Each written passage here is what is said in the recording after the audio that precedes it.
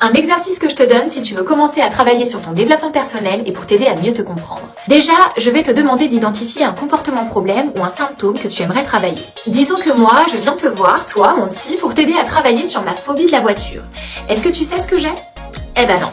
Tu peux imaginer, mais en vrai, tu sais pas. Une fois que tu as identifié ce que tu souhaites travailler, il va falloir que tu mènes l'enquête sur ce truc qui te prend vraiment la tête. C'est là que l'exercice intervient.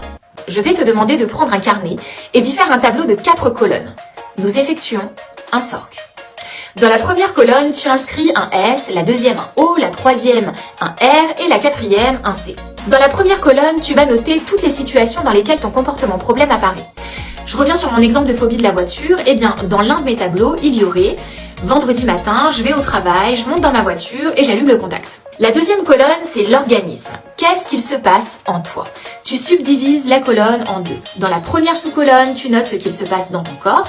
Moi, je dirais, je tachycarde, je me sens nauséeuse, j'ai très envie de vomir.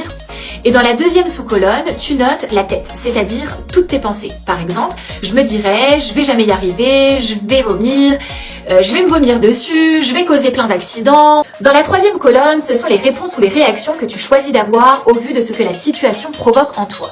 Par exemple, moi, je décide de couper le contact, sortir de ma voiture et aller prendre les transports. Dans la quatrième colonne, ce sont la conclusion ou les conséquences. Il se passe tout ça, et alors?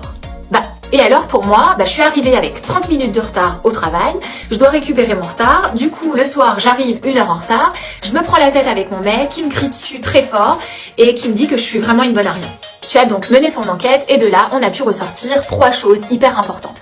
La première, c'est que je n'ai pas une phobie de la voiture mais une peur de vomir. La deuxième, c'est que mes réactions sont peut-être pas la bonne solution et que je vais devoir apprendre à en avoir d'autres, notamment à entamer une thérapie.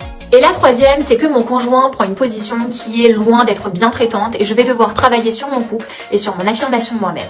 Je te rassure, tout va bien pour moi en réalité, j'espère que pour toi aussi et que cet exercice t'aura aidé à y voir un peu plus clair. Je te dis à bientôt et en attendant, prends soin de toi.